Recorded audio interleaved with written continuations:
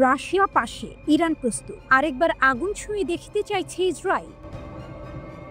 এক অদ্ভুত উত্তেজনায় জ্বলছে মধ্যপ্রাচ্যের আকাশ। চারপাশে যুদ্ধের গন্ধ, আর সেই গন্ধের কেন্দ্রে দুটি নাম, রাশিয়া ও ইরান। পশ্চিমাদের চোখে এরা যেন আগুনের দুটি শিখা, যারা যত দমন করা যায় ততই জ্বলে ওঠে আরো উজ্জ্বল হয়ে। সম্প্রতি এক বিস্ফোরক মন্তব্যে সাবেক মার্কিন জেনারেল লরেন্স হন সতর্ক করে বলেছেন, ইসরায়েল যদি একা ইরানের সঙ্গে যুদ্ধে নামে তবে ধ্বংস অনিবার্য। তার ভাষায়, তেহরানের বিরুদ্ধে একা লড়াই মানে আত্মহনন। জেনারেলের মতে, ইরানের ক্ষেপণাস্ত্রের শক্তি আজ এমন পর্যায়ে পৌঁছেছে যা মার্কিন সামরিক পরিকল্পনাকেও কাঁপিয়ে দিয়েছে। তিনি বলেন, ইরানের ক্ষেপণাস্ত্র ব্যবস্থা এতটাই নির্ভুল যে ইসরায়েলের আকাশ প্রতিরক্ষা, আয়রন ডোম বা ডেভিড স্লিং সবই প্রায় অচল হয়ে যাবে। তিনি আরও যোগ করেন, সাম্প্রতিক যুদ্ধে ইরান ইচ্ছাকৃতভাবে বেসামরিক এলাকা এড়িয়ে গেছে। যদি তারা ধৈর্য না দেখাতো, ইসরায়েলের হতাহতের সংখ্যা ভয়াবহ হতো। আর এখানেই রয়েছে টুইস্ট। ইসরায়েল এখন জানে ইরানকে একা মোকাবিলা করা সম্ভব নয়, তাই তারা চাইছে যুক্তরাষ্ট্রকে এই যুদ্ধে টেনে আনতে। কিন্তু প্রশ্ন একটাই, ওয়াশিংটন কি সত্যিই তেহরানের ক্ষেপণাস্ত্র ঝড়ে পা বাড়াবে? ইরানের সর্বোচ্চ নেতা আয়াতুল্লাহ খামেনির নির্দেশে সম্প্রতি তুলে নেওয়া হয়েছে ক্ষেপণাস্ত্র সীমা। এখন তেহরান চাইলে 2000 কিলোমিটারেরও বেশি পাল্লার অস্ত্র বানাতে পারবে। এর অর্থ একটাই, ইরানের নিশানায় এখন শুধু ইসরায়েল নয়, পুরো ইউরোপ, এমনকি মার্কিন ঘাঁটিও। সামরিক মহলে গুঞ্জন, রাশিয়ার সঙ্গে ইরানের নতুন প্রযুক্তিগত সহযোগিতা শুরু হয়েছে। রাশিয়ার অভিজ্ঞ প্রকৌশলী ও ইরানের প্রতিরক্ষা বিশেষজ্ঞরা একসাথে কাজ করছে উন্নত ক্ষেপণাস্ত্র ও প্রতিরক্ষা সিস্টেমে। মস্কো ও তেহরানের এই অ্যালায়েন্সকে পশ্চিমা বিশ্লেষকরা বলছেন একটি নতুন যুগের সূচনা। রাশিয়া এখন ইউক্রেন যুদ্ধের ময়দানে ব্যস্ত, কিন্তু তার ছায়া নেমে এসেছে মধ্যপ্রাচ্যে। মস্কো চাইছে ওয়াশিংটনের মনোযোগ ইউরোপ থেকে সরিয়ে লাতিন আমেরিকা ও মধ্যপ্রাচ্যে নিয়ে যেতে। আর তেহরান, তারা চাইছে এই সুযোগে নিজেকে অপ্রতিরোধ্য পরাশক্তি হিসেবে প্রতিষ্ঠা করতে। শনিবার তেহরানে অনুষ্ঠিত আন্তর্জাতিক সামরিক তীরন্দাজি প্রতিযোগিতায় ইরানের সেনা উপপ্রধান অ্যাডমিরাল হাবিবুল্লাহ আইয়ারি গর্জে উঠলেন, আমরা প্রস্তুত, স্থল, আকাশ কিংবা সমুদ্র, যেখান থেকেই হোক, যে হুমকি আসবে ইরান তাকে ছিন্ন ভিন্ন করে দেবে। তিনি আরো বলেন, ইরানের সেনারা বাছাই করা তরুণ, যারা দেশের নিরাপত্তার জন্য প্রাণ দিতেও প্রস্তুত। এই বক্তব্যের পর থেকেই আন্তর্জাতিক মহলে আলোচনায় নতুন প্রশ্ন, ইরান কি এখন কেবল এক দেশ নাকি এক প্রতিরোধ সাম্রাজ্য? বিশ্লেষকরা বলছেন, রাশিয়া ও ইরানের এই জোট এখন কেবল সামরিক নয়, এটি এক ধরনের দার্শনিক প্রতিরোধ, যা পশ্চিমা আধিপত্যের বিরুদ্ধে বিশ্ব রাজনীতিতে নতুন অধ্যায় লিখছে। ইসরায়েল হয়তো জানে আগুন নিয়ে খেলা মানে দগ্ধ হওয়া, কিন্তু তারা কি সেই আগুনের দিকে আবারও হাত বাড়াবে? পশ্চিমা চাপের জবাব দিল তেহরান, এখন আরও স্বাধীন, আরও শক্তিশালী ইরান। বিশ্বজুড়ে উত্তেজনার মধ্যে এক ঐতিহাসিক মোড়, ইরান এখন সম্পূর্ণ স্বাধীনভাবে চালাতে পারবে তার পারমাণবিক কর্মসূচি। জাতিসংঘ নিরাপত্তা পরিষদের 10 বছর মেয়াদী 2231 নম্বর প্রস্তাবের মেয়াদ শেষ হওয়ায় কার্যত শেষ হয়েছে পশ্চিমা নিয়ন্ত্রণের অধ্যায়। এর মানে দাঁড়ায়, এখন আর ইরানের ইউরেনিয়াম সমৃদ্ধকরণে কোনো সীমা থাকছে না, কোনো নিষেধাজ্ঞা নেই সেন্ট্রিফিউজের সংখ্যায়, নেই আন্তর্জাতিক পরমাণু সংস্থার বাধ্যতামূলক পরিদর্শনও। তেহরান চাইলে তার কর্মসূচি এগিয়ে নিতে পারবে নিজের মতো করে, আর এই সিদ্ধান্ত বিশ্ব জুড়ে কূটনৈতিক অস্থিরতা বাড়িয়েছে। পশ্চিমা উদ্বেগ, কিন্তু তেহরানের দৃঢ়তা। ইরান বারবার বলেছে তাদের পারমাণবিক কর্মসূচি শান্তিপূর্ণ উদ্দেশ্যে, বিদ্যুৎ উৎপাদন ও চিকিৎসা গবেষণার জন্য। কিন্তু ওয়াশিংটন ও ইউরোপ বিশ্বাস করতে নারাজ। তারা আশঙ্কা করছে ইরান এখন পরমাণু অস্ত্র তৈরির দোরগোড়ায় পৌঁছে গেছে। তবে পশ্চিমা হুমকি বা নিষেধাজ্ঞায় নতি স্বীকারের মানুষ নন ইরানের সর্বোচ্চ নেতা আয়াতুল্লাহ আলী খামেনি। তিনি দৃঢ় কণ্ঠে ঘোষণা দিয়েছেন, আমাদের বিজ্ঞান, আমাদের সার্বভৌমত্ব কারো অনুমতিতে নির্ভর করবে না। তেহরানের পাশে পুতিন ও শি জিনপিং, ইরানের পাশে দাঁড়িয়েছে দুই পরাশক্তি রাশিয়া ও চীন। এই তিন দেশ একযোগে জাতিসংঘ ও আন্তর্জাতিক পরমাণু শক্তি সংস্থাকে চিঠি পাঠিয়ে জানিয়েছে নিরাপত্তা পরিষদের 2231 প্রস্তাবের মেয়াদ আনুষ্ঠানিকভাবে শেষ। ইরানের উপপররাষ্ট্রমন্ত্রী জানান, রাশিয়া ও চীনের রাষ্ট্রদূতদের সঙ্গে যৌথভাবে এই চিঠি পাঠানো হয়েছে জাতিসংঘ মহাসচিব, নিরাপত্তা পরিষদের সভাপতি ও আন্তর্জাতিক পরমাণু শক্তি সংস্থার মহাপরিচালকের কাছে। চিঠিতে যুক্তরাজ্য, ফ্রান্স ও জার্মানির স্ন্যাপব্যাক প্রক্রিয়া প্রয়োগের প্রচেষ্টাকে অবৈধ ও আইনি ভিত্তিহীন বলে আখ্যা দেওয়া হয়। অর্থাৎ পশ্চিমা দেশগুলো যদি আবার নিষেধাজ্ঞা ফিরিয়ে আনার চেষ্টা করে, তেহরান ও তার মিত্ররা তাতে পাত্তা দেবে না। চুক্তির ইতিহাস ও শেষ অধ্যায়। 2015 সালে ইরান স্বাক্ষর করে ঐতিহাসিক joint comprehensive plan of action JCPOA, যা ছিল 6 দেশের সঙ্গে পারমাণবিক সমঝোতা। যুক্তরাষ্ট্র, যুক্তরাজ্য, ফ্রান্স, রাশিয়া, চীন ও জার্মানি এই চুক্তির অংশ ছিল। চুক্তি অনুযায়ী ইরানকে ইউরেনিয়াম সমৃদ্ধকরণে সীমা মানতে হতো এবং আন্তর্জাতিক পরমাণু সংস্থাকে পরিদর্শনের সুযোগ দিতে হতো। কিন্তু 2018 সালে যুক্তরাষ্ট্রের প্রেসিডেন্ট ডোনাল্ড ট্রাম্প একতরফাভাবে চুক্তি থেকে বের হয়ে যান। এরপর থেকেই ইরান ধীরে ধীরে সেই সীমা ভেঙে ফেলে। আর এখন চুক্তির মেয়াদ শেষ হওয়ায় তেহরান আর কোনো আন্তর্জাতিক শর্ত মানতে বাধ্য নয়। বিশ্বে এক নতুন ভারসাম্য। রাশিয়া ও চীনের সমর্থন পেয়ে ইরান এখন আরও আত্মবিশ্বাসী। পশ্চিমা নিষেধাজ্ঞা ঘিরে উদ্বেগ থাকলেও তেহরান তার পরমাণু কর্মসূচিকে জাতীয় গর্ব হিসেবে দেখছে। বিশ্লেষকদের মতে এই মুহূর্তে ইরান শুধু মধ্যপ্রাচ্যের নয়, পুরো এশিয়ার ভূ রাজনীতিতে এক নতুন শক্তির কেন্দ্রবিন্দুতে পরিণত হয়েছে। এমন এক সময় যখন গাজা ও ইউক্রেনের যুদ্ধ নিয়ে বিশ্ব উত্তপ্ত, ইরান শান্তভাবে চালিয়ে যাচ্ছে নিজের বিজ্ঞান, নিজের ল্যাবরেটরি, নিজের ভবিষ্যৎ। বিশ্ব হয়তো এখন ভাবছে ইরান কি পরমাণু অস্ত্রের দিকে যাচ্ছে, কিন্তু তেহরানের বার্তা স্পষ্ট। আমাদের আকাশে যে ইউরেনিয়াম ঝলকানি তা কোনো যুদ্ধের নয়, তা আমাদের স্বাধীনতার আলো। পশ্চিমারা হয়তো শঙ্কিত, কিন্তু ইরান জানে আজ থেকে তার পথ আর কেউ রোধ করতে পারবে না।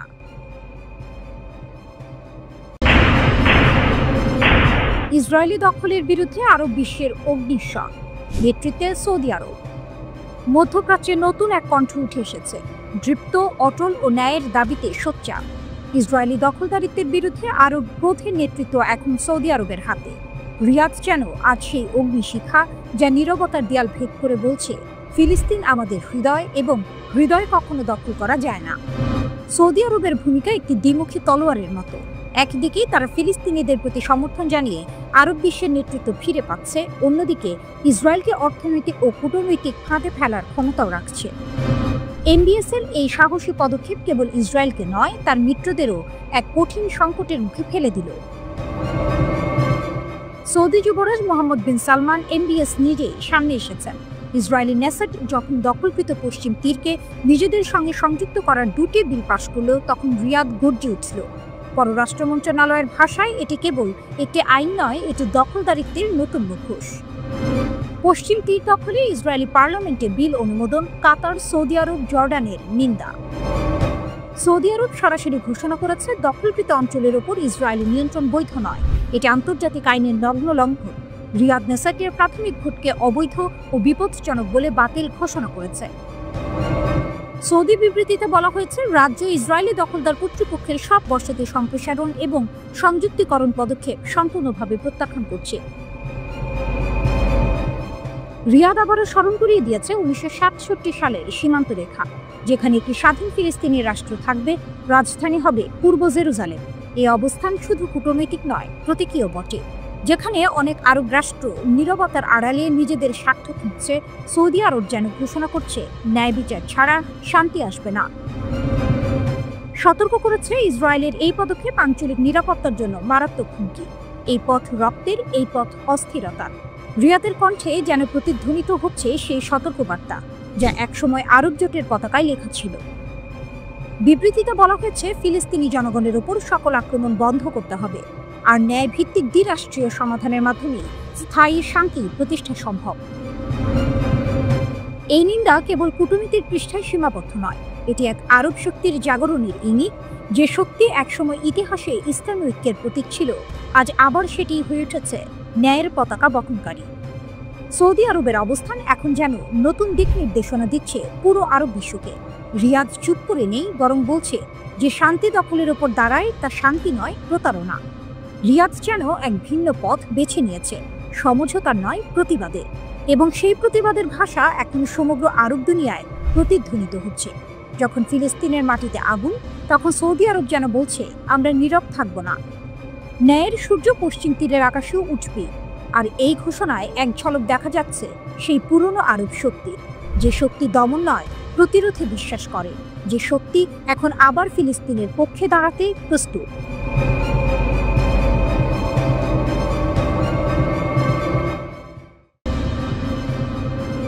ইরানের আকাশ। হঠাৎ তেহরানের সামরিক সদর দপ্তরে একটি জরুরি বার্তা পৌঁছায়। একটি অজানা স্টেলথ ড্রোন ইরানের আকাশসীমায় প্রবেশ করেছে। সেটি ছিল আমেরিকার তৈরি লকহিড মার্টিনের অত্যাধুনিক RQ-170 সেন্টিনেল ড্রোন। পঞ্চম প্রজন্মের এই ড্রোনটিকে তখন পর্যন্ত কোনো দেশের রাডার সহজে ধরতে পারত না, কিন্তু সেদিন ভাগ্য ছিল ভিন্ন। ইরানের Islamic revolutionary guard corps IRGC তাদের ইলেকট্রনিক ওয়ারফেয়ার ইউনিট সক্রিয় করে। কয়েক মিনিটের মধ্যে ড্রোনটির GPS সিগন্যাল জ্যাম করা হয় এবং অলৌকিক বা আশ্চর্যজনকভাবে সেটি প্রায় অক্ষত অবস্থায় ইরানের মাটিতে অবতরণ করে। সামরিক রহস্য ফাঁস, আমেরিকার দুঃস্বপ্ন। 2011 সালের এই ঘটনা দ্রুতই বিশ্বজুড়ে এক বিরাট ভূ রাজনৈতিক বিষয়ে পরিণত হয়। যুক্তরাষ্ট্রের সামরিক বিশেষজ্ঞরা তখন মন্তব্য করেছিলেন, RQ-170 সেন্টিনেল একটি চলমান প্রযুক্তিগত ল্যাবরেটরি। এটি ইরানের হাতে পড়া মানে যুক্তরাষ্ট্রের সামরিক রহস্য ফাঁস হয়ে যাওয়া।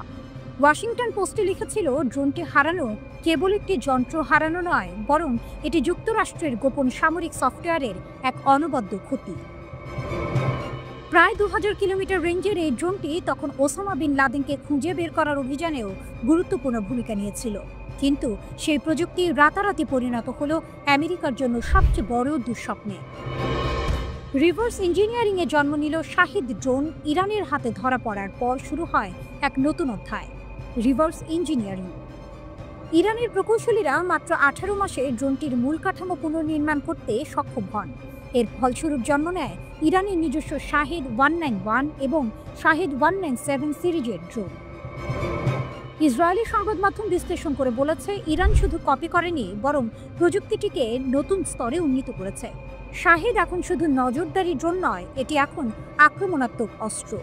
ড্রোনটির প্যালোড 500 কেজি থেকে বাড়িয়ে 100 কেজি ধরা হয়েছে এবং এতে যুক্ত করা হয়েছে 3টি ইয়ার্ড টু গ্রাউন্ড মিসাইল। এই মডেলের সবচেয়ে বড় বৈশিষ্ট্য হলো এর উন্নত ইলেকট্রনিক জ্যামিং প্রযুক্তি। ইরান দাবি করেছে, এই ড্রোন শত্রু রাডারকে ধোঁকা দিতে সক্ষম এবং প্রয়োজন হলে ভুল সংকেত পাঠিয়ে প্রতিপক্ষের প্রতিরক্ষা ভেঙে দিতে পারে। ডিফেন্স পোস্ট লিখেছে, RQ-170 ছিল যুক্তরাষ্ট্রের গর্ব, কিন্তু প্রযুক্তির পুনর্জন্ম এখন তেহরানের হাতে। ইসরায়েলের সবচেয়ে বড় ভয় এখন এই শাহিদ ড্রোন। বিশ্লেষকরা বলছেন, যদি ইরান একই যোগে শাহিদ ড্রোন দিয়ে প্রথম আঘাত হানে, তবে ইসরায়েলের আকাশ প্রতিরক্ষা ব্যবস্থা আয়রন ডোম বা ডেভিড স্লিং সিস্টেম অন্তত 60 থেকে 70% অচল হয়ে পড়তে পারে। কারণ স্টেলথ প্রযুক্তির এই ড্রোনগুলো শনাক্ত করা তাদের পক্ষে সবসময় সম্ভব নয়। প্রতিরক্ষা ব্যবস্থা ভেঙে পড়লে ইরানের অন্যান্য সাধারণ ড্রোন ও ক্ষেপণাস্ত্র সহজেই ইসরায়েলি শহরগুলোতে আঘাত হানতে পারবে। ইরানের এই প্রযুক্তিগত উদ্ভাবন তাকে শুধু আত্মনির্ভরশীল সামরিক শক্তিতে পরিণত করেনি, বরং আন্তর্জাতিক অস্ত্র বাজারেও জায়গা করে নিয়েছে। আজ রাশিয়াও ইরান থেকে ড্রোন কিনেছে। প্রশ্ন হচ্ছে, এই পরিস্থিতি ঠেকাতে যুক্তরাষ্ট্র ও ইসরায়েল কি করবে? বিশেষজ্ঞরা মনে করছেন, ইরানের সক্ষমতা যত বাড়ছে, যুদ্ধের ঝুঁকি ততই বাড়ছে। তেহরানের সামরিক ঘাঁটিতে এখন সারি সারি দাঁড়িয়ে আছে শাহিদ ড্রোন। প্রশ্ন হলো, কখন সেই মুহূর্ত আসবে যখন ইরানের আকাশ থেকে একদল স্টেলথ ড্রোন একসাথে উড়ে গিয়ে ইতিহাস বদলে দেবে?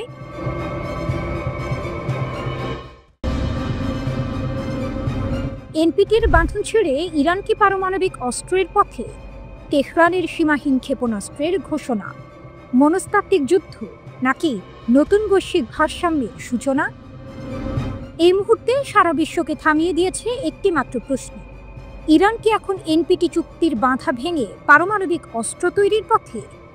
ইরানের রাষ্ট্রীয় টেলিভিশনে দেশটির পররাষ্ট্রমন্ত্রী আব্বাস আরাগচির ঘোষণা ছিল স্পষ্ট, ইরান IAEA এর সাথে পরমাণু সহযোগিতা চুক্তি স্থগিত করেছে। এর অর্থ কার্যত ইরান এখন আর কোনো বহিরাগত সংস্থার কাছে তার পারমাণবিক কর্মসূচির জন্য জবাবদিহি করবে না। এই ঘোষণার পর বিশ্ব জুড়ে প্রশ্ন উঠেছে, তাহলে কি ইরান এবার পারমাণবিক অস্ত্র তৈরির ঘোষণা দিতে যাচ্ছে, নাকি পশ্চিমা জোটকে এক মনস্তাত্ত্বিক ধাক্কা দিতে তেহরান খেলছে এক নতুন ভূ রাজনৈতিক দাবার চাল? এনপিটি বা নন প্রলিফারেশন ট্রিটি হলো পারমাণবিক অস্ত্রের বিস্তার রোধের জন্য জাতিসংঘের একটি বৈশ্বিক চুক্তি। এই চুক্তিতে থাকা দেশগুলো পারমাণবিক অস্ত্র তৈরি না করার প্রতিশ্রুতি দেয়, কিন্তু যখন কোনো দেশ এই চুক্তি স্থগিত করে বা বেরিয়ে আসে, তখন তার মানে হলো সেই দেশ নিজের পারমাণবিক কর্মসূচির ওপর আর কোনো নজরদারি মেনে নেবে না। কূটনৈতিক মহলে কানাঘুষা শুরু হয়েছে, ইরান কি তাহলে এবার স্বাধীন পরমাণু রাষ্ট্রের পথে হাঁটছে? বিশ্লেষকরা বলছেন, গত জুন মাসে ইসরায়েলি যুক্তরাষ্ট্রের হামলায় ইরানের বহু পরমাণু বিজ্ঞানী নিহত হওয়া এবং স্থাপনা ধ্বংসের পরই এই সিদ্ধান্তে বীজ রোপিত হয়েছিল। তেহরান এখন বলছে, তোমরা আমাদের ওপর যুদ্ধ চাপিয়ে দিয়েছ, এখন আমরা নিজেদের মতো চলব। ক্ষেপণাস্ত্রের সীমা তুলে নিলেন খামেনি।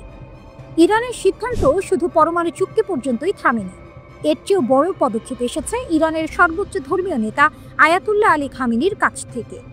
দীর্ঘদিন ধরে 2200 কিলোমিটার পর্যন্ত সীমা ছিল ইরানের ক্ষেপণাস্ত্র কর্মসূচি, কিন্তু এখন সেই সীমা আর নেই। এর অর্থ কি দাঁড়ায়? ইরান এখন চাইলে এমন ক্ষেপণাস্ত্র তৈরি করতে পারে যা ইউরোপের গভীরে, এমনকি মার্কিন ঘাঁটিতেও পৌঁছাতে পারে। বিশ্লেষকরা বলছেন, এই সীমাহীন ক্ষেপণাস্ত্র ঘোষণা আসলে প্রতিশোধের প্রতিধ্বনি। তেহরানের সশস্ত্র বাহিনীর বিচার বিভাগের প্রধান আহমদ রেজা কাপুর খান তো স্পষ্ট করে বলেছেন, আমেরিকানরা ইরানের ক্ষেপণাস্ত্র রেঞ্জ 500 কিলোমিটারের নিচে নামানোর স্বপ্ন নিয়েই মরবে। অর্থাৎ ক্ষেপণাস্ত্র এখন জাতীয় মর্যাদার প্রতীক। ইরানের সামরিক কাঠামোতে চলছে এক অভূতপূর্ব জাগরণ। দেশটির রেভলিউশনারি গার্ড কর্পস আজ মধ্যপ্রাচ্যের অন্যতম শক্তিশালী এক সামরিক ইউনিট। তাদের হাতে এখন এমন অস্ত্র আছে যা 3000 কিলোমিটার দূরত্বেও আঘাত হানতে পারে। নৌবাহিনী হাতে নিয়েছে ফাতে কাদির নামের সাবমেরিন, আর আকাশে আছে খুররমশর 4, যার গতি শব্দের চেয়েও 3 গুণ বেশি। ইরানের চোখে প্রতিটি ক্ষেপণাস্ত্র শুধু ইস্পাত নয়, বরং তা হলো পশ্চিমা আধিপত্যের অপমানের জবাব। প্রেক্ষাপট এখন পরিষ্কার, ইরান আর কোনো বাধা মানছে না, না এনপিটি, না ক্ষেপণাস্ত্রের সীমা, না পশ্চিমা চাপ। প্রশ্ন হলো, এখন যখন তেহরান পরমাণু ও ক্ষেপণাস্ত্র দুই দিকেই সীমাহীন হয়ে উঠছে, তখন কি মধ্যপ্রাচ্য ঢুকছে এক নতুন অস্ত্র প্রতিযোগিতার যুগে? নাকি এই ইরানই তৈরি করবে নতুন বৈশ্বিক ভারসাম্য, যেখানে প্রতিরোধী হবে শান্তির নতুন সংজ্ঞা?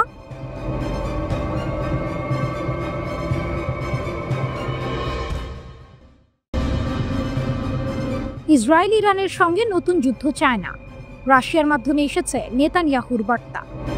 এক নাটকীয় কূটনৈতিক ঘটনার মধ্যে ইরানের জ্যেষ্ঠ কূটনৈতিক আব্বাস আরাকচি জানিয়েছেন, রাশিয়ার মাধ্যমে তেহরান একটি গুরুত্বপূর্ণ বার্তা পেয়েছে। বার্তাটি এসেছিল স্বয়ং ইসরায়েলের প্রধানমন্ত্রী বেনিয়ামিন নেতানিয়াহুর পক্ষ থেকে, যেখানে তিনি স্পষ্ট করে বলেছেন, ইসরায়েল ইরানের সঙ্গে নতুন করে আর কোনো যুদ্ধ চায় না। এই তথ্য প্রকাশ করেছেন আরাকচি নিজেই ইরানের সরকারি সংবাদ মাধ্যমে এক সাক্ষাৎকারে। তিনি বলেন, আমরা বর্তমানে প্রমাণ ও নথি সংগ্রহ করছি। এই অনুরোধটি মূলত মার্কিন যুক্তরাষ্ট্রের পক্ষ থেকে এসেছিল। মিস্টার উইটকফ নামের এক মার্কিন প্রতিনিধি জানিয়েছিলেন, তিনি ইরানের সঙ্গে সরাসরি আলোচনায় বসতে প্রস্তুত, কিন্তু ইরান স্পষ্ট শর্ত দিয়েছে। আরাকচির ভাষায়, আমরা অতীতের মতোই চাই আলোচনায় 3টি ইউরোপীয় দেশও অংশ নিক। পাশাপাশি প্রযুক্তিগত বিষয় নিয়ে আলোচনা করতে মিস্টার ইয়োস্কিকেও টেবিলে থাকতে হবে। তেহরান জানিয়েছে তারা আলোচনায় আগ্রহী, কিন্তু তাদের সার্বভৌম মর্যাদার প্রশ্নে কোনো ছাড় দেবে না। আরাকচি বলেন, 3 দিন আগে নেতানিয়াহু ও পুতিনের মধ্যে ফোন আলাপ হয়েছিল। পরদিন সকালে রাশিয়া আমাদের রাষ্ট্রদূতকে ডেকে পাঠায়। সেখানে জানানো হয়, নেতানিয়াহু ইরানের সঙ্গে আর কোনো যুদ্ধে জড়াতে চান না, নতুন সংঘাতেরও পক্ষপাতী নন। রাশিয়া এই বার্তাটি তেহরানকে জানায় এবং পরে পুতিন নিজেই তা প্রকাশ্যে ঘোষণা করেন। পুতিন বলেন, আমরা ইসরায়েলের সঙ্গে আমাদের আস্থাভিত্তিক যোগাযোগ অব্যাহত রেখেছি। ইসরায়েলের নেতারা আমাদের জানিয়েছেন যে তারা তেহরানের কাছে একটি বার্তা পাঠাতে চান, আর সেটি হলো তারা ইরানের সঙ্গে উত্তেজনা আরও হ্রাস করতে প্রতিশ্রুতিবদ্ধ এবং ভবিষ্যতে আর কোনো সংঘাতে জড়াতে আগ্রহী নন। ইসরায়েলি নেতারা আমাদের অনুরোধ করেছেন আমরা যেন আমাদের ইরানি বন্ধুদের কাছে এই বার্তা পৌঁছে দিই। আরাকচির মতে, এটি ইরান রাশিয়া সম্পর্কের গভীর আস্থার প্রতিফলন। দুই দেশ এখন এমন এক চুক্তিতে স্বাক্ষর করেছে যা তাদের দীর্ঘমেয়াদী সম্পর্ককে আরও স্থায়ী করবে। ইরান বলছে, রাশিয়া ও চীনের সঙ্গে তাদের সম্পর্ক এখন কৌশলগত পর্যায়ে পৌঁছেছে। মার্কিন নিষেধাজ্ঞা, পশ্চিমা চাপ কিছুই তেহরানের আত্মবিশ্বাস নষ্ট করতে পারেনি। আমরা আত্মনির্ভর, বিশ্ব জানুক ইরান আর আগের ইরান নয়, বলেন আরাকচি। তিনি আরও বলেন, আমাদের পাকিস্তান ও আফগানিস্তানের সঙ্গে সম্পর্ক ঐতিহাসিকভাবে দৃঢ়। আফগানিস্তানে নতুন সরকার এলেও আমরা সংলাপ চালিয়ে যাচ্ছি। আরাকচি জানান, তিনি পাকিস্তানের পররাষ্ট্রমন্ত্রীর সঙ্গে কথা বলেছেন, যেখানে উভয় দেশ সম্মত হয়েছে যে সীমান্ত সংঘাত বন্ধের সংযমই একমাত্র পথ। তার ভাষায়, ইরান, পাকিস্তান ও আফগানিস্তানের মধ্যে স্থিতিশীলতা মানে গোটা অঞ্চলের স্থিতিশীলতা। তিনি আরও যোগ করেন, আমরা চাই আফগান বিষয়ে আমাদের দুই দেশের বিশেষ প্রতিনিধিরা একে অপরের সঙ্গে মতবিনিময় করুক। আল্লাহর ইচ্ছায় আমরা এই সমস্যার শান্তিপূর্ণ সমাধান খুঁজে পাব। এভাবেই যেখানে বিশ্ব জুড়ে যুদ্ধের গন্ধ ভেসে আসছে, সেখানে তেহরানের কূটনৈতিক মঞ্চ থেকে ভেসে এলো এক ভিন্ন বার্তা। ইরান ভয় দেখায় না, বরং ভারসাম্য রক্ষা করে। রাশিয়ার কণ্ঠে প্রতিধ্বনিত হলো সেই বাস্তবতা। ইসরায়েল জানে ইরানের সঙ্গে যুদ্ধ মানে আগুনে ঝাঁপ দেয়া।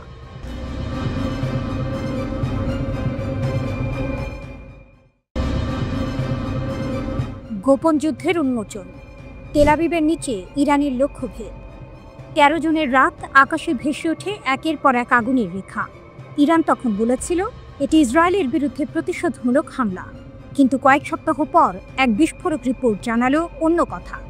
সেই ক্ষেপণাস্ত্রগুলো নাকি আঘাত হেনেছিল তেল আবিবের বিলাসবহুল দ্য ভিঞ্চি টাওয়ারের নিচে লুকানো এক গোপন মার্কিন ইসরায়েলি সামরিক ঘাঁটিতে। দ্য গ্রে জোন নামের একটি অনুসন্ধানী সংবাদ মাধ্যমের প্রতিবেদন অনুযায়ী ওই ভূগর্ভস্থ স্থাপনাটির নাম ছিল সাইট 81, এক যৌথ কমান্ড সেন্টার যেখানে ইসরায়েলি সামরিক গোয়েন্দা কর্মকর্তা ও মার্কিন প্রকৌশলীরা একসঙ্গে কাজ করতেন। তেল আবিব, যে শহরটি সাধারণত সৈকত, রাত্রিজীবন ও আধুনিক স্থাপত্যের জন্য পরিচিত, সেখানে যুদ্ধের এই ছায়া অনেকের জন্যই অপ্রত্যাশিত। প্রতিবেদনে দাবি করা হয়েছে বিলাসবহুল দ্য ভিঞ্চি টাওয়ারের নিচে বহু বছর আগে শুরু হয়েছিল একটি গোপন প্রকল্প, যা 2013 সালে মার্কিন সেনাবাহিনীর ইঞ্জিনিয়ার কর্পসের তত্ত্বাবধানে সম্প্রসারিত হয়। ভূ অবস্থানগত তথ্য, ফাঁস হওয়া ইমেইল ও সামরিক নথি অনুসারে ঘাঁটিটি প্রায় 6000 বর্গমিটার জুড়ে বিস্তৃত এবং বিশেষভাবে তৈরি ছিল ইলেকট্রনিক যুদ্ধ ও গোয়েন্দা যোগাযোগ পরিচালনার জন্য। প্রতিবেদনটিতে আরও বলা হয়েছে এটি ছিল এক ধরনের স্থায়ী কেন্দ্র, যেখান থেকে গাজার অভিযানের কৌশল, সাইবার অপারেশন এবং ইরান সংক্রান্ত নজরদারি পরিচালিত হতো। ইরানের ক্ষেপণাস্ত্র হামলার পর ইসরায়েলি পুলিশ দ্রুত তেল আবিবের ওই অঞ্চল সিল করে দেয়। স্থানীয় সংবাদ মাধ্যমগুলোতে সেই হামলার খবর প্রকাশ হতে 2 সপ্তাহ বিলম্ব হয়, যা ফ্রান্স 24 পর্যবেক্ষণ করেছে। ইরানের রাষ্ট্রীয় টেলিভিশন তখন দাবি করে আমাদের ক্ষেপণাস্ত্র সামরিক গোয়েন্দা লক্ষ্যবস্তুতে আঘাত এনেছে, তবে ইসরায়েলের কোনো মন্তব্য করেনি। এই নীরবতা থেকেই বিতর্কের জন্ম। ইসরায়েল কি সত্যিই বেসামরিক আবাসনের নিচে গোপন সামরিক স্থাপনা তৈরি করেছিল?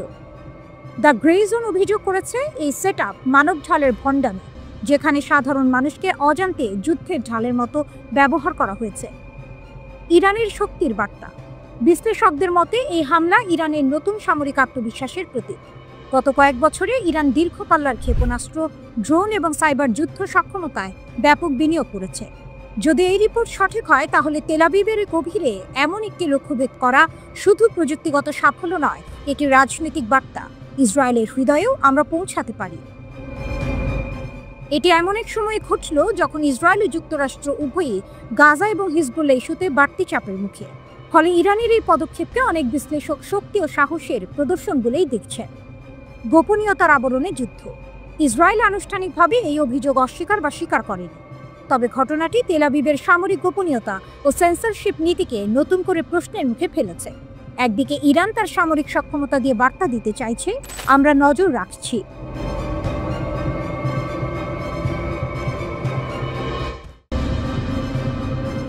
হামাসের পর নতুন হুমকি। ইরান সমর্থিত হুথিদের সতর্কবার্তা ইসরায়েলকে। গাজার যুদ্ধবিরতির পর মধ্যপ্রাচ্যে যেন সাময়িক শান্তির নিঃশ্বাস, কিন্তু সেই নীরবতার ভেতরেই নতুন এক বার্তা আসছে ইয়েমেন থেকে। হুথি বিদ্রোহীদের হুঁশিয়ারি। তারা বলছে যুদ্ধবিরতি শেষ নয়, এটি নজরদারির শুরু। এই সতর্কবার্তা এমন এক সময় এসেছে যখন ইসরায়েল ও হামাসের মধ্যে মার্কিন সমর্থিত শান্তি চুক্তি কার্যকর হয়েছে এবং যুক্তরাষ্ট্র সহ কয়েকটি আরব দেশ গাজায় স্থিতিশীলতার পথে এগোচ্ছে। কিন্তু ইয়েমেনের রাজধানী সানায় এক অনুষ্ঠানে হুথি সুপ্রিম কাউন্সিলের প্রধান মাহদি আল মাশাত জানিয়ে দেন তাদের নজর এখন সরাসরি ইসরায়েলের দিকে। আমরা যুদ্ধবিরতির বাস্তবায়ন নজরে রাখব। আল মাশাত বলেন, ইয়েমেন যুদ্ধবিরতি চুক্তির বাস্তবায়ন ও গাজায় সাহায্যের প্রবেশ নিবিড়ভাবে পর্যবেক্ষণ করবে। কোনো অগ্রগতি বা পরিবর্তন ঘটলে আমরা দ্রুত প্রতিক্রিয়া জানাতে প্রস্তুত। তিনি আরও যোগ করেন, আমরা আমাদের সামরিক সক্ষমতা বাড়াচ্ছি যাতে শত্রুর আধুনিক প্রযুক্তির মোকাবিলা করা যায়।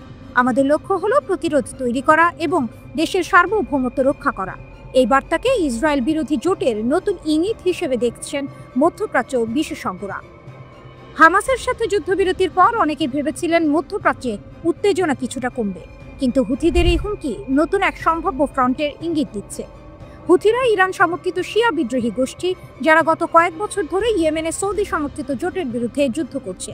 গাজার যুদ্ধ চলাকালীন তারা একাধিকবার লোহিত সাগর ও এডেন উপসাগর এলাকায় ইসরায়েলি জাহাজ লক্ষ্য করে ড্রোন ও ক্ষেপণাস্ত্র হামলার চেষ্টা করেছিল।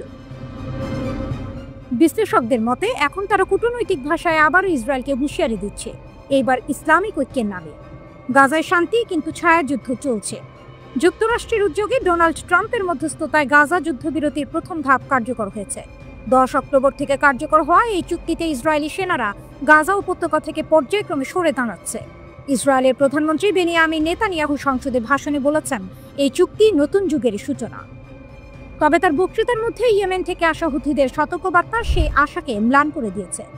একই সময়ে মিশরের শার্ম আল শেখে অনুষ্ঠিত বৈশ্বিক সম্মেলনে ট্রাম্প, তুরস্কের প্রেসিডেন্ট, মিশরের নেতা এবং কাতারের আমির গাজার ভবিষ্যৎ নিয়ে যৌথভাবে একটি নথিতে স্বাক্ষর করেছেন।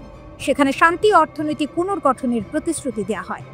কিন্তু ইয়েমেনের হুথিদের মতে এই চুক্তি এখনও ইসরায়েলের সুবিধামূলক এবং মুসলিম বিশ্বের একক অবস্থান তৈরি না হলে স্থায়ী শান্তি সম্ভব নয়। হামাস আপাতত অস্ত্র নামালেও তাদের ছায়া ও সমর্থন এখন হুথিদের ভাষণে প্রতিধ্বনিত হচ্ছে। ইরান যেভাবে হামাস ও হুথি উভয় গোষ্ঠীকেই সমর্থন দিচ্ছে, তাতে মধ্যপ্রাচ্যে নতুন এক শক্তির সমীকরণ তৈরি হচ্ছে। হুথিদের বার্তা স্পষ্ট, গাজা যুদ্ধবিরতি শেষ নয়, এটি কেবল এক বিরতি। আর এই বিরতির মাঝেই ইরান সমর্থিত গোষ্ঠীগুলো তাদের অবস্থান আরও শক্ত করছে।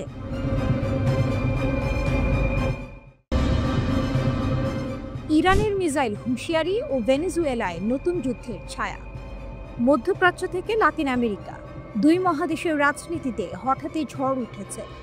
রাশিয়া ভেনেজুয়েলায় যুদ্ধ প্রবেশের ইঙ্গিত দেওয়ার পর এবার ইরান জানিয়েছে তারা বিশ্বের জন্য মিসাইল রপ্তানির প্রস্তুতিতে আছে। বিশ্লেষকরা বলছেন, এটি কেবল এক ঘোষণাই নয়, এ যেন যুক্তরাষ্ট্রের দিকে এক নতুন কৌশলগত বার্তা। হঠাৎ বদলে যাওয়া খেলার মাঠ।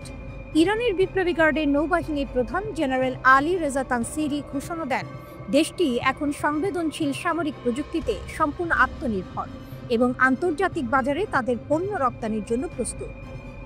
আমরা গর্বিত যে এখন আমরা নিজেরাই মিসাইল, ড্রোন ও সামরিক যান তৈরি করে রপ্তানি করতে পারি, বলেন তিনি তেহরান টাইমসকে।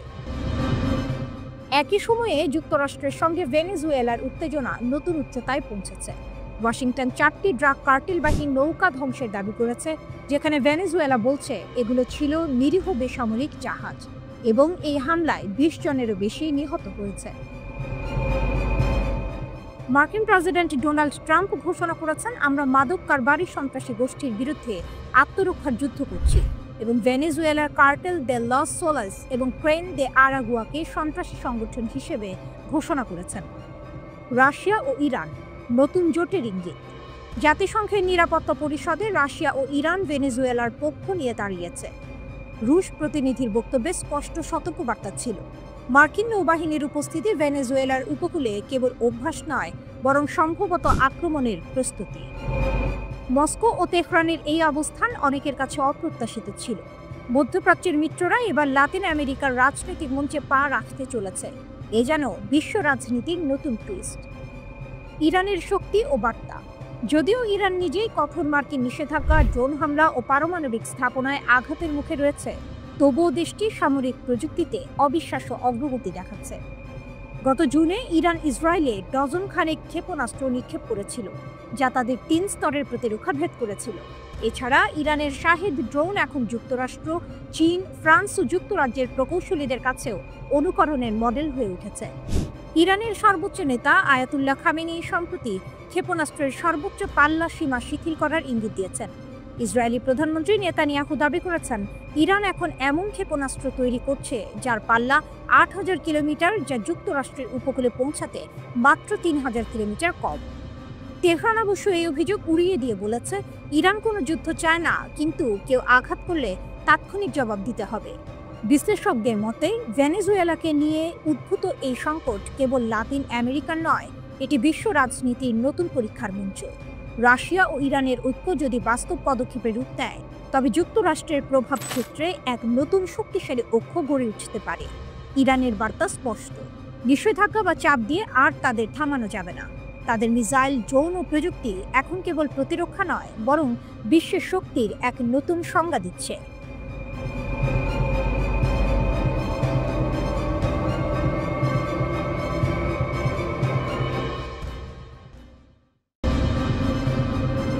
ইরানের সামরিক প্রযুক্তি, মধ্যপ্রাচ্যের শক্তির নতুন মানচিত্র। কে বলেছিল ইরান শুধু ইতিহাসের দেশ? আজকের ইরান হলো প্রযুক্তির দেশ, এক দেশ যাকে থামানো ক্রমেই অসম্ভব হয়ে উঠছে। সামরিক শক্তির নতুন সংজ্ঞা লিখছে তেহরান। আকাশ থেকে সাগর, সাগর থেকে মহাকাশ, প্রতিটি দিকে ইরান এখন বিশ্ব শক্তিদের চোখে কাঁটা হয়ে উঠেছে। ইরানের সামরিক শক্তির এই উত্থান হঠাৎ নয়। দীর্ঘ নিষেধাজ্ঞা, অর্থনৈতিক অবরোধ এবং আন্তর্জাতিক চাপের মধ্যেও দেশটি নিজস্ব প্রযুক্তিতে গড়ে তুলেছে এমন সব অস্ত্র যা এখন যুক্তরাষ্ট্র ও ইসরায়েলের ঘুম কেড়ে নিচ্ছে। সবচেয়ে আলোচিত প্রযুক্তি হলো সেজ্জিল ব্যালিস্টিক ক্ষেপণাস্ত্র। এটি 2 ধাপ বিশিষ্ট কঠিন জ্বালানির ক্ষেপণাস্ত্র, যার পাল্লা 2500 কিলোমিটার পর্যন্ত। অর্থাৎ ইরানের সীমান্ত থেকে এটি সহজেই পৌঁছে যেতে পারে ইসরায়েল বা সৌদি আরবের সামরিক ঘাঁটিতে। সেজ্জিলের সবচেয়ে বড় শক্তি এর চলমান নকশা, মুহূর্তে স্থান বদলে আঘাত হানতে পারে। এরপর আসে ইরানের স্বপ্নের যুদ্ধ বিমান কাহের F-313। এটি দেশীয়ভাবে তৈরি একক আসনের স্টেলথ জেট। রাডারে ধরা পড়ে না সহজে, নিম্ন উচ্চতায় উঠতে পারে এবং বোমা বা মিসাইল উভয়ই বহন করতে সক্ষম। যদিও পশ্চিমা বিশ্লেষকরা এর বাস্তবতা নিয়ে সন্দেহ প্রকাশ করেছেন, তবুও ইরান বলছে এই বিমান ইতিমধ্যেই উড্ডয়নের জন্য প্রস্তুত। আকাশে শত্রুর হুমকি মোকাবিলায় ইরানের আরেক গর্ব বাভার 373। এটি অনেকের মতে রাশিয়ার S-400 এর সমকক্ষ। সর্বোচ্চ 300 কিলোমিটার দূরের লক্ষ্যবস্তু ধ্বংস করতে সক্ষম এই প্রতিরক্ষা ব্যবস্থা ঘণ্টায় ম্যাক 8 গতিতে ক্ষেপণাস্ত্র ছুটতে পারে। ইরানের বিজ্ঞানীরা নিজেরাই বানিয়েছেন এর রাডার ও নিয়ন্ত্রণ ব্যবস্থা, যা প্রমাণ করে তারা আর কারো ওপর নির্ভরশীল নয়। সামরিক নজরদারিতে যুক্ত হয়েছে আলবোর্স 3D রাডার। এটি একসাথে 300টি লক্ষ্যবস্তু ট্র্যাক করতে পারে, এমনকি নিচু উচ্চতার ড্রোন বা স্টেলথ জেটও এতে ধরা পড়ে। 450 কিলোমিটার দূর থেকে শত্রু শনাক্ত করতে পারা এই রাডার এখন ইরানের আকাশসীমার নীরব প্রহরী।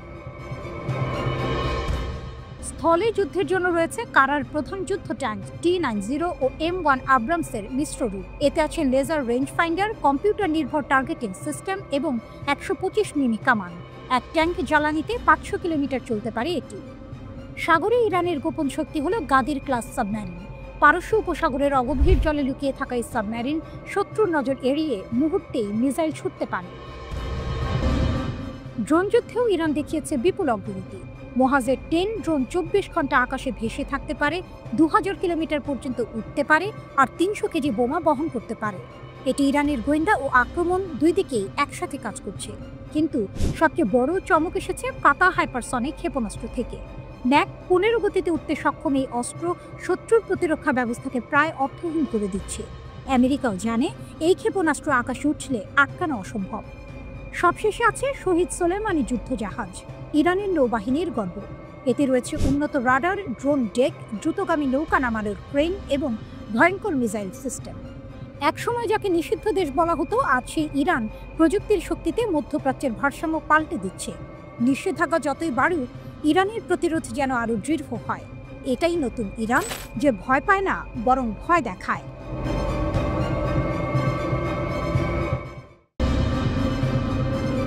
গাজায় যুদ্ধবিরতির পরও পুরো অঞ্চল এখনো টগবগ করছে। রক্তাক্ত 2 বছরের যুদ্ধের ধ্বংসস্তূপের ওপর দাঁড়িয়ে নতুন সমীকরণ তৈরি হচ্ছে, আর এর কেন্দ্রবিন্দুতেই এখন তুরস্ক। তুরস্কের প্রেসিডেন্ট রিসেপ তাইয়েপ এরদোয়ান গাজায় আন্তর্জাতিক টাস্ক ফোর্স পাঠাতে সবুজ সংকেত দিয়েছেন। প্রতিরক্ষা মন্ত্রণালয়ের সূত্র নিশ্চিত করেছে তুর্কি সেনারা গাজা মিশনের জন্য পুরোপুরি প্রস্তুত। এএফপির প্রতিবেদনে বলা হয়েছে, যুদ্ধবিরতি বাস্তবায়ন ও শান্তি বজায় রাখতে তুর্কি সেনারা আন্তর্জাতিক টাস্ক ফোর্সে যোগ দেবে। এই নিয়ে আলোচনা করতে ইতিমধ্যেই মিশরের শার্ম আল শেখে পৌঁছেছে তুর্কি সামরিক প্রতিনিধি দল। তুরস্ক এই প্রথম নয়, বহুবার গাজা সংকটে মধ্যস্থতাকারী হিসেবে ভূমিকা নিয়েছে। কিন্তু এবারে বিষয়টা অন্যরকম। যুদ্ধবিরতির পর গাজায় আন্তর্জাতিক টাস্ক ফোর্স গঠন মানে সেখানে এক নতুন ভূ রাজনৈতিক প্রতিযোগিতা শুরু। ইসরায়েল ফিলিস্তিন যুদ্ধবিরতির আলোচনায় ঘনিষ্ঠ ভূমিকা রাখা তুরস্ক এবার শুধু কূটনৈতিকভাবে নয়, সামরিকভাবেও মাঠে নামছে। প্রেসিডেন্ট এরদোয়ান বলেন, তুরস্ক যুদ্ধবিরতি বাস্তবায়ন তদারকির টাস্ক ফোর্সে অংশ নেবে, তবে তিনি বিস্তারিত কিছু জানাননি। একই দিনে পররাষ্ট্রমন্ত্রী হাকান ফিদান জানান, যুক্তরাষ্ট্র, মিশর, তুরস্ক ও কাতার এই 4 দেশ মিলে চুক্তি বাস্তবায়ন পর্যবেক্ষণ করবে। এই জোটই যুদ্ধবিরতির পরে শান্তি ও মানবিক সহায়তা কার্যক্রম সমন্বয় করবে। যুক্তরাষ্ট্র জানিয়েছে তারা ইসরায়েলে 200 সেনা পাঠাবে, কিন্তু ফিলিস্তিনি ভূখণ্ডে কোনোভাবেই মোতায়েন হবে না। মার্কিন সামরিক বাহিনীর সেন্ট্রাল কমান্ড গাজায় সিভিল মিলিটারি কোঅর্ডিনেশন সেন্টার সিএমসিসি তৈরি করবে, যার কাজ হবে মানবিক সহায়তা ও নিরাপত্তা তদারকি। অন্যদিকে তুরস্কের অবস্থান আরও দৃঢ়। তারা শুধু তদারক নয়, মাঠে সক্রিয় উপস্থিতি চায়। এরদোয়ান বহুবার বলেছেন, গাজায় শান্তি মানে শুধু যুদ্ধ থামানো নয়, ইসরায়েলি আগ্রাসন ঠেকানো। এই অবস্থানই পশ্চিমা জোটের মধ্যে অস্বস্তি তৈরি করেছে। বিশেষ করে যুক্তরাষ্ট্রের সঙ্গে তুরস্কের সম্পর্ক অনেকটা টানাপোড়েনের। মিশরে 3 দিন ধরে পর্দার আড়ালে চলা নিবিড় আলোচনার পর মার্কিন প্রেসিডেন্ট ডোনাল্ড ট্রাম্প জানিয়েছেন, ইসরায়েল এবং হামাস তার প্রস্তাবিত 20 দফা শান্তি পরিকল্পনার প্রথম ধাপে সম্মত হয়েছে। চুক্তির প্রথম ধাপ সফলভাবে বাস্তবায়িত হলে পরবর্তী ধাপগুলো নিয়ে আলোচনা শুরু হবে। তবে সেই পথ খুব একটা সহজ হবে না, কারণ সেখানে অনেক বিতর্কিত বিষয় রয়েছে। প্রস্তাবনা অনুযায়ী উভয় পক্ষ রাজি থাকলে যুদ্ধ অবিলম্বে শেষ হয়ে যাবে। গাজাকে সম্পূর্ণ নিরস্ত্রীকরণ করা হবে এবং সেখানকার সব সামরিক ও সন্ত্রাসী অবকাঠামো ধ্বংস করা হবে। গাজার শাসনভার সাময়িকভাবে ফিলিস্তিনি টেকনোক্র্যাটদের একটি অন্তর্বর্তীকালীন কমিটির হাতে দেওয়া হবে। এই কমিটির কার্যক্রম তত্ত্বাবধান করবে একটি শান্তি বোর্ড, যার নেতৃত্বে থাকবেন ডোনাল্ড ট্রাম্প এবং বোর্ডে আরও থাকবেন সাবেক ব্রিটিশ প্রধানমন্ত্রী টনি ব্লেয়ার। অস্ত্র ছাড়বে হামাস? যুদ্ধবিরতির মাঝেও উত্তাল প্রশ্ন। গাজায় যুদ্ধ থেমেছে, যুক্তরাষ্ট্রের মধ্যস্থতায় যুদ্ধবিরতি চুক্তিও হয়েছে, কিন্তু এখন বড় প্রশ্ন, হামাস কি আসলেই অস্ত্র ছাড়বে? এই প্রশ্নেই আটকে আছে চুক্তির ভবিষ্যৎ। ইসরায়েল চায় হামাস পুরোপুরি অস্ত্র জমা দিক, গাজার নিয়ন্ত্রণ ছেড়ে দিক, এমনকি সংগঠন হিসেবেও ভেঙে পড়ুক, কিন্তু বাস্তবতা বলছে ভিন্ন কথা। হামাস প্রকাশ্যে অস্ত্র সমর্পণের যে কোনো দাবি সরাসরি প্রত্যাখ্যান করেছে। তবে কিছু বিশেষজ্ঞ বলছেন, হামাস গোপনে আলোচনায় কিছু ছাড় দেওয়ার ইঙ্গিত দিয়েছে। ইউরোপীয় কাউন্সিল অন ফরেন রিলেশনসের গবেষক হিউ লোভ্যাটের ভাষায়, অস্ত্র ছাড়ার বিষয়ে হামাসের অবস্থান এখন সবচেয়ে বেশি বদলেছে। তিনি আরও জানান, হামাস কিছু আক্রমণাত্মক অস্ত্র, বিশেষ করে দীর্ঘ পাল্লার ক্ষেপণাস্ত্র সমর্পণে আগ্রহ দেখিয়েছে। তবে হালকা অস্ত্র, সুড়ঙ্গ ব্যবস্থার মানচিত্র কিংবা প্রতিরোধমূলক ক্ষমতা তারা ছাড়বে না বলেই মনে করা হচ্ছে। হামাস অস্ত্র ছাড়বে, কিন্তু শর্ত সাপেক্ষে। ইন্টারন্যাশনাল ক্রাইসিস গ্রুপের গবেষক আজমি কেশাওয়ি মনে করেন, হামাস তখনই অস্ত্র ছাড়বে যখন ইসরায়েলি দখল শেষ হবে এবং একটি গ্রহণযোগ্য ফিলিস্তিনি নেতৃত্ব গাজার দায়িত্ব নেবে। কেশাওয়ি বলেন, হামাস তাদের অস্ত্র শুধু তখনই দেবে যখন এগুলোর আর দরকার থাকবে না, অর্থাৎ প্রতিরোধের পথ পুরোপুরি বন্ধ হলে তবেই নিরস্ত্রীকরণ সম্ভব। এটাই হামাসের মূল বার্তা। গাজার মাটিতে এখন শুধু হামাস নয়, আরও সশস্ত্র গোষ্ঠী রয়েছে, পিআইজে, পিইএলপি, আল আকসা ব্রিগেড সহ অনেকেই। পাশাপাশি ইসরায়েলের সহায়তায় গড়ে ওঠা গ্যাংয়ের দাপট বাড়ছে, যারা লুট করছে, মানুষকে হয়রানি করছে। তাই অনেক গাজাবাসীর বিশ্বাস, হামাসের অস্ত্র থাকা দরকার, যেন গ্যাংদের ঠেকানো যায় এবং গাজার অভ্যন্তরীণ নিরাপত্তা নিশ্চিত থাকে। অন্তর্বর্তীকালীন ফোর্সের সহযোগিতা। বিশ্লেষক হিউ ল্যাভট বলেন, হামাস একটি আন্তর্জাতিক টাস্ক ফোর্সকে সহযোগিতা করতে পারে যদি ওই ফোর্স সন্ত্রাস বিরোধী কোনো ভূমিকা না রাখে। অর্থাৎ ফোর্সটি নিরস্ত্রীকরণ পর্যবেক্ষণ করবে, কিন্তু হামাসকে দমন করবে না, এমন নিশ্চয়তা চাইছে হামাস। হামাস শুধু দল নয়, একটি ধারণা। যুদ্ধ 2 বছর পেরিয়েছে, হামাসের বহু নেতা নিহত বা গ্রেপ্তার, কিন্তু তবু দলটি ভেঙে পড়েনি। কারণ হামাস শুধু একটি সংগঠন নয়, এটি একটি প্রতিরোধের প্রতীক। অনেক তরুণ আজও তাদের শহীদের প্রতিশোধ নেয়ার শপথে দলমত নির্বিশেষে ছুটছে হামাসের দিকে। শেষ কথা, অস্ত্র নামলে কি শান্তি আসবে? এই প্রশ্নে আজও দ্বিধায় বিশ্ব। ইসরায়েল চাইছে শান্তির আগে হোক নিরস্ত্রীকরণ, আর হামাস বলছে শান্তি এলেই অস্ত্র নামবে। যুদ্ধ থেমেছে ঠিকই, কিন্তু শান্তির পথ এখনো কাঁটাময়। হামাসের হাতে অস্ত্র যতদিন, ততদিন ইসরায়েল শান্তির দাবি মানতে নারাজ। আবার অস্ত্র ছাড়া হামাস মানেই গাজার নিরাপত্তার ফাঁকা মাঠ। এটাই গাজা সংকটের সবচেয়ে বড় টুইস্ট। অস্ত্র নামবে আগে না দখল উঠবে? প্রশ্নটাই এখন গাজার ভবিষ্যৎ।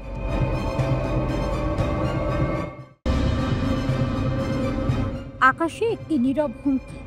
ইরানের ক্ষেপণাস্ত্র জ্বলে উঠছে আর ইসরায়েলে সতর্ক বার্তা বাজছে।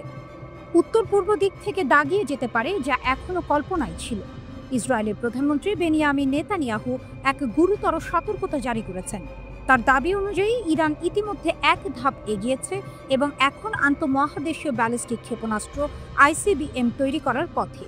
তিনি বলছেন, ইরানের ৮,০০০ কিলোমিটার পর্যন্ত সিস্টেম নির্মাণের প্রক্রিয়া চলছে, যে ধরনের অস্ত্র নিউ ইয়র্ক ও ওয়াশিংটন পর্যন্ত পৌঁছাতে সক্ষম। কিন্তু বাস্তবতা কি সেই রূপ ধারণ করেছে?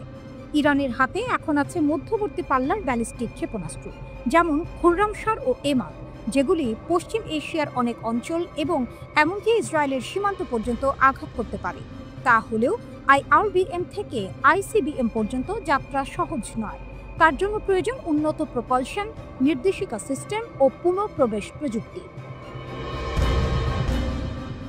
ইরান তাদের মহাকাশ প্রয়াসে অগ্রগতি দেখিয়েছে। তাদের সিমর ও জুলজানা রকেট স্যাটেলাইট কক্ষপথে পাঠিয়েছে, যা বহু পর্যায়ের রকেট প্রযুক্তির সক্ষমতা নির্দেশ করে। কিন্তু সেসব অবকাঠামোকে লক্ষ্য নির্ভুল অস্ত্র হিসেবে রূপান্তরিত করতে হলে আরও জটিল প্রযুক্তিগত প্রক্রিয়া দরকার। তেহরান বলছে, আমাদের প্রযুক্তি আমাদের স্বাধীনতার প্রতীক, কিন্তু ইসরায়েলের চোখে এগুলোই ভবিষ্যতের অস্ত্র পরীক্ষাগার। ইরান বারবার বলেছে, তাদের পারমাণবিক ও ক্ষেপণাস্ত্র প্রোগ্রাম প্রতিরক্ষামূলক, প্রতিবেশীদের হুমকি সামলাতে। তবে নেতানিয়াহুর সতর্কবার্তা এমন এক সময় আসে যখন কূটনীতি স্তব্ধ এবং উত্তেজনা বৃদ্ধি পাচ্ছে। এই সতর্কতা হয়তো কৌশলগত মিথ্যাচার। ইসরায়েলের স্বার্থে কাজ করে ওয়াশিংটনকে যুক্ত রাখা, নিষেধাজ্ঞাগুলো জোরদার রাখা এবং সামরিক বিকল্পগুলো খোলা রাখা। যদিও 2025-এর মাঝপথে একটি যুদ্ধবিরতি স্বাক্ষরিত হয়েছে, অবিশ্বাস এখনও গভীর। ইরানের প্রক্সি গোষ্ঠীর কারণেও ইসরায়েল প্রস্তুত থাকতে বাধ্য। উভয় পক্ষই দেখছে এই সংঘাতকে অস্তিত্বগত চোখে। ইসরায়েল ইরানের দ্রুতগতির পারমাণবিক ও ক্ষেপণাস্ত্র সক্ষমতাকে একটি তাৎক্ষণিক বিপদ হিসেবে দেখছে। অন্যদিকে ইরান মনে করে, বিরূপ আক্রমণ যেমন গুপ্ত ও প্রকাশ্যভাবে ঘটছে, সেগুলো থেকে রক্ষা পেতে সুরক্ষা অপরিহার্য। ইরান ইসরায়েলের প্রধানমন্ত্রী বেনিয়ামিন নেতানিয়াহুর বক্তব্যকে মিথ্যা ও মন গড়া বলে উড়িয়ে দিয়েছে। নেতানিয়াহু দাবি করেছেন, ইরান এমন দূরপাল্লার ক্ষেপণাস্ত্র তৈরি করছে যা যুক্তরাষ্ট্রের শহরগুলোয় আঘাত হানতে সক্ষম হবে। মার্কিন পডকাস্টার বেন শাপিরোর সঙ্গে প্রকাশিত এক সাক্ষাৎকারে নেতানিয়াহু বলেন, ইরান এখন ৮,০০০ কিলোমিটার পাল্লার আন্তঃমহাদেশীয় ব্যালিস্টিক ক্ষেপণাস্ত্র তৈরি করছে।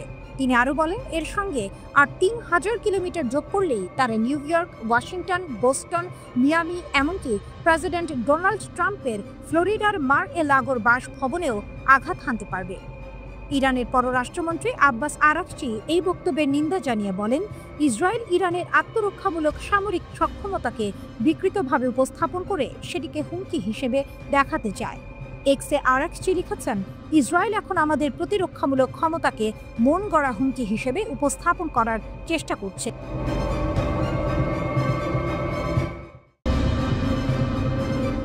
রাতের আকাশে রক্তিম আলো, গর্জে উঠল যুদ্ধযন্ত্র।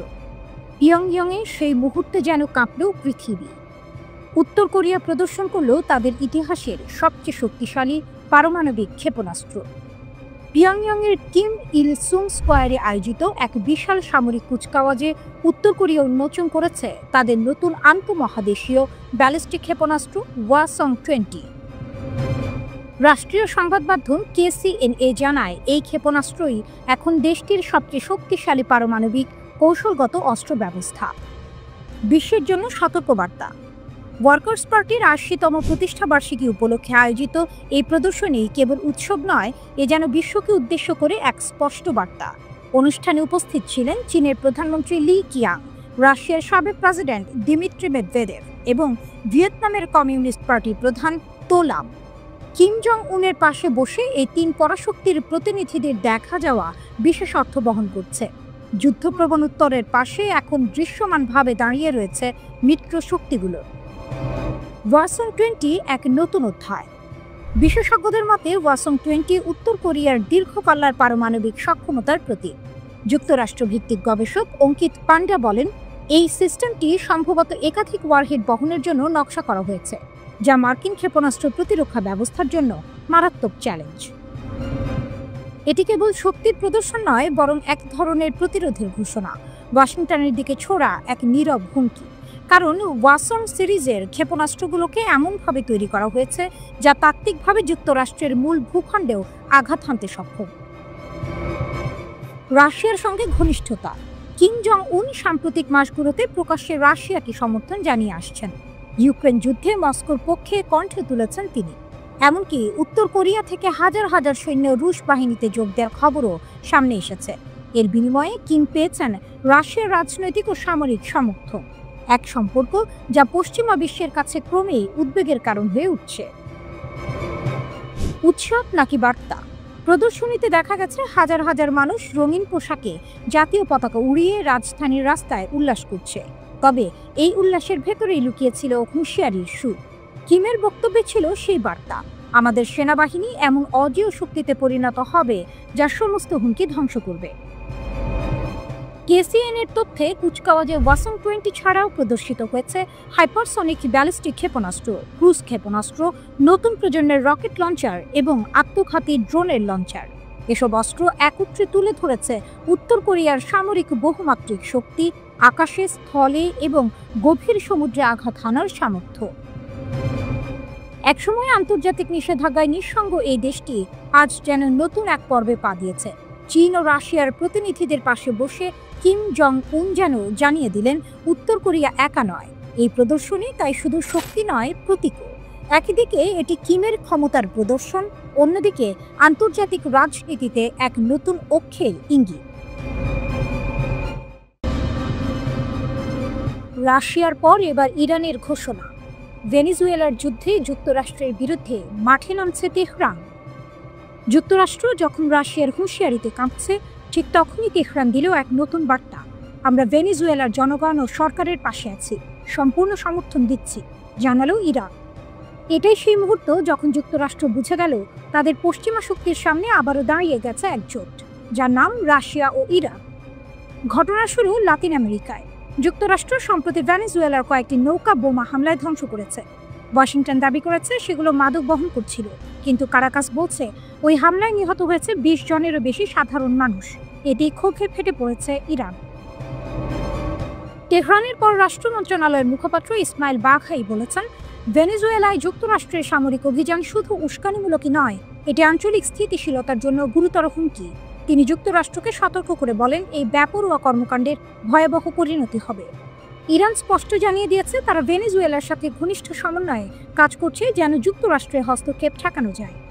তেহরান বলছে এটি শুধু একই দেশের ব্যাপার নয়, এটি স্বাধীনতা ও সার্বভৌমত্বের লড়াই, আর সেই লড়াইয়ে ইরান কখনো পিছিয়ে থাকে না। এরপরেই জাতিসংঘ নিরাপত্তা পরিষদে শুরু হয় তীব্র বিতর্ক। রাশিয়া যুক্তরাষ্ট্রের অভিযানে তীব্র সমালোচনা করে, আর ইরানের বিবৃতি গর্জে ওঠে, লাতিন আমেরিকায় যুদ্ধের আগুন জ্বালাচ্ছে ওয়াশিংটন। ওয়াশিংটনের যুক্তি, তারা মাদক কার্টেল দমনে অভিযান চালাচ্ছে। মার্কিন কর্মকর্তারা বলছেন প্রেসিডেন্ট ট্রাম্প মাদক বিরোধী যুদ্ধে পূর্ণ সামরিক শক্তি ব্যবহার করছেন, তবে এই ব্যাখ্যায় কেউ সন্তুষ্ট নয়। ভেনেজুয়েলার প্রতিনিধি জাতিসংঘে অভিযোগ তোলেন, যুক্তরাষ্ট্র আমাদের উপকূলের কয়েক কিলোমিটার দূরে যুদ্ধজাহাজ, সাবমেরিন ও 10,000 সৈন্য মোতায়েন করেছে। এটা মাদক বিরোধী অভিযান নয়, এটা আক্রমণের প্রস্তুতি।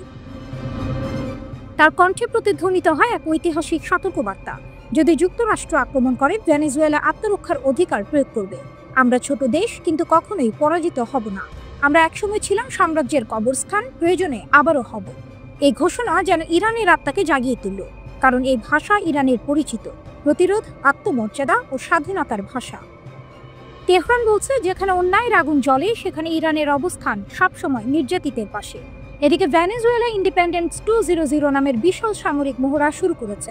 লক্ষ্য দেশের তেল স্থাপনা ও গুরুত্বপূর্ণ অবকাঠামো রক্ষায় প্রস্তুতি নেওয়া। আর সেই মহড়ায় ইরানের সামরিক বিশেষজ্ঞদের উপস্থিতির খবর ছড়িয়ে পড়েছে আন্তর্জাতিক মহলে। ভেনেজুয়েলার ভাইস প্রেসিডেন্ট ডেলসি রদ্রিগেজ অভিযোগ করেছেন, যুক্তরাষ্ট্র দুনিয়ার তেল বাজারে একচেটিয়া আধিপত্য স্থাপন করতে চায়, কিন্তু আমরা তা হতে দেব না। বিশ্লেষকরা বলছেন, রাশিয়া যেমন সামরিক শক্তিতে যুক্তরাষ্ট্রকে ঠেকাচ্ছে, তেমনি ইরান এখন লাতিন আমেরিকায় নতুন ভূমিকায়। একদিকে পারস্য উপসাগর, অন্যদিকে ক্যারিবিয়ান সাগর, উভয় প্রান্তে এখন তেহরানের ছায়া। দুনিয়া তাকিয়ে আছে, ইরান একাই দাঁড়িয়েছে অদম্য ভঙ্গিতে, যেন ইতিহাসের ভাষায় ঘোষণা দিচ্ছে, যেখানেই সাম্রাজ্যবাদী আগ্রাসন, সেখানেই ইরানের প্রতিরোধ। যুদ্ধবিরতির পর গাজা ছাড়ল হামাস, কিন্তু তাদের ছায়া এখনো পুরো উপত্যকা জুড়ে। মধ্যপ্রাচ্যে এক নাটকীয় মোড়। ইসরায়েলের সঙ্গে যুদ্ধবিরতি কার্যকর হতেই হামাস ঘোষণা দিয়েছে তারা আর গাজার শাসনে থাকবে না। এই সিদ্ধান্ত যেন যুদ্ধোত্তর গাজায় নতুন এক অধ্যায়ের সূচনা। কিন্তু প্রশ্ন এখন একটাই, হামাস কি সত্যিই সরে যাচ্ছে, নাকি এটি এক কৌশলগত নীরবতা? এএফপি জানিয়েছে হামাসের এক শীর্ষ নেতা নিশ্চিত করেছেন গাজার যুদ্ধোত্তর প্রশাসনে তারা অংশ নেবে না। তার ভাষায় এটি আমাদের জন্য একটি সমাপ্ত অধ্যায়। তবে সেই একই কণ্ঠে উচ্চারিত হয়েছে দৃঢ় বাক্য, হামাস এখনো ফিলিস্তিনের অবিচ্ছেদ্য অংশ, অর্থাৎ ক্ষমতার চেয়ার ছাড়লেও প্রভাবের রাজনীতি ছাড়ছে না তারা। যুদ্ধবিরতি কার্যকর হওয়ার কয়েক ঘন্টা পরই হামাস প্রকাশ করেছে একগুচ্ছ ছবি। অস্ত্রধারী সদস্যরা রাস্তায় টহল দিচ্ছে। বিবিসি জানিয়েছে ইসরায়েলি সেনা যেসব এলাকা থেকে সরে গেছে সেখানে প্রায় 7,000 নিরাপত্তা সদস্য মোতায়েন করেছে হামাস। তাদের দায়িত্ব গাজার আইন শৃঙ্খলা রক্ষা করা এবং ইসরায়েলি সহযোগীদের খুঁজে বের করা। যুদ্ধবিরতির পর হামাসের প্রথম প্রকাশ্য শক্তি প্রদর্শন যেন এক নীরব বার্তা, আমরা সরকার চালাবো না, কিন্তু নিয়ন্ত্রণ আমাদের হাতে। এখন প্রশ্ন, হামাস কেন হঠাৎ গাজার প্রশাসন ছেড়ে দিল? যুদ্ধের ক্লান্তিতে ভাঙা গাজাকে পুনর্গঠন করা এখন এক ভয়াবহ চ্যালেঞ্জ। অনেক বিশ্লেষক মনে করছেন হামাস হয়তো আপাতত পিছু হটে নিজের শক্তি পুনর্গঠনের কৌশল নিচ্ছে। তারা প্রশাসনিক দায় নয়, বরং প্রতিরোধের আগুন জিইয়ে রাখার দায়িত্ব নিতে চায়। কারণ হামাস জানে ক্ষমতা ক্ষণস্থায়ী, কিন্তু প্রতিরোধী চিরন্তন। গাজার রাস্তায় আজ তাই এক অদ্ভুত নীরবতা।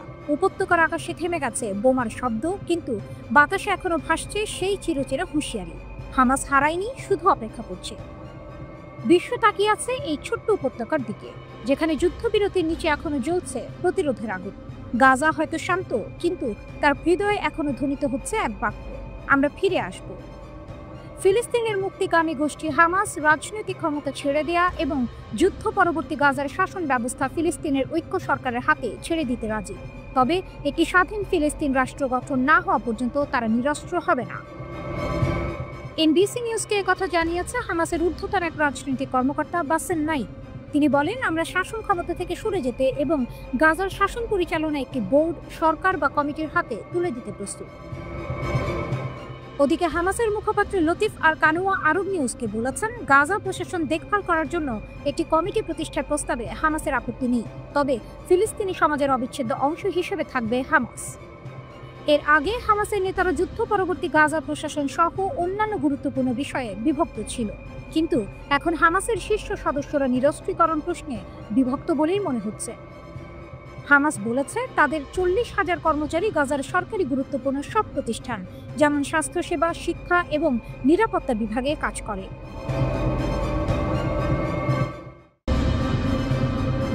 ক্ষেপণাস্ত্রের শৃঙ্খল ছিঁড়ে দিলেন খামেনি, কাঁপছে মধ্যপ্রাচ্য। ইসরায়েলি হামলার জবাবে আর সীমা মানবে না ইরান। মধ্যপ্রাচ্যের আকাশে আবারও জ্বলে উঠেছে আগুন। তেহরান থেকে ভেসে এসেছে এক বজ্র কণ্ঠ। ইরানের সর্বোচ্চ নেতা আয়াতুল্লাহ আলী খামেনি নাকি তুলে দিয়েছেন ক্ষেপণাস্ত্রের সব সীমা।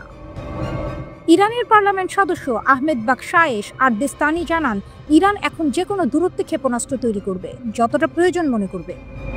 এটাই সেই ঘোষণা যা গোটা অঞ্চলে নতুন উত্তেজনার আগুন জ্বালিয়ে দিয়েছে। খামেনি নিজেই 2200 কিলোমিটার রেঞ্জের সীমা বেঁধে দিয়েছিলেন, কিন্তু এখন সেই সীমা ইতিহাস। বিশ্লেষকদের ভাষায় এটি ইসরায়েলি হামলার সরাসরি প্রতিক্রিয়া এবং এক কৌশলগত পুনর্জন্ম। আরদেস্তানি স্পষ্ট ভাষায় বলেছেন, আমরা ক্ষেপণাস্ত্রের সীমা মানি না, এটি আমাদের সামরিক শক্তির হৃদয়। তিনি যোগ করেন, ইরানের ক্ষেপণাস্ত্র কর্মসূচি এখন আর কোনো কূটনৈতিক বাঁধনে আবদ্ধ নয়। প্রয়োজনে তারা এমন দূরত্বে আঘাত হানবে যা আগে কখনো সম্ভব হয়নি। যদিও খামেনির দপ্তর থেকে এখনো কোনো আনুষ্ঠানিক বিবৃতি আসেনি, তবুও ইরানের রাজনৈতিক অঙ্গনে ঢেউ তুলেছে এই মন্তব্য। মার্কিন ও ইসরায়েলি নীতি নির্ধারকেরা উদ্বিগ্ন। তেহরানের এই সিদ্ধান্ত মানে ইরান এখন তার আঘাতের ছায়া ছড়িয়ে দিতে পারবে ভূমধ্য সাগর পর্যন্ত। অন্যদিকে ইরানের পররাষ্ট্রমন্ত্রী আব্বাস আরাকচি অভিযোগ করেছেন, ইসরায়েল যুক্তরাষ্ট্রকে ইরান বিরোধী হামলায় প্রতারিত করেছে।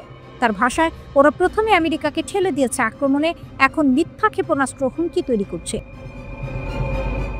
ওয়াশিংটনের দাবি ছিল ইরান যেন ক্ষেপণাস্ত্রের রেঞ্জ কমায়, কিন্তু তেহরান তা সরাসরি প্রত্যাখ্যান করেছে। ইরানের নিরাপত্তা পরিষদের প্রধান বলেছেন, এমন দাবি কোনো সম্মানিত ব্যক্তি মেনে নিতে পারে না। তবে প্রশ্ন হচ্ছে, ইরান কি এখনো আগের মতো শক্তিশালী? 2025 সালের জুনে ইসরায়েলি বিমান হামলায় দেশটির বহু ক্ষেপণাস্ত্র উৎক্ষেপণ কেন্দ্র ধ্বংস হয়েছিল। তখন নিহত হয়েছিলেন বেশ কয়েকজন শীর্ষ IRGC কমান্ডার ও পারমাণবিক বিজ্ঞানী।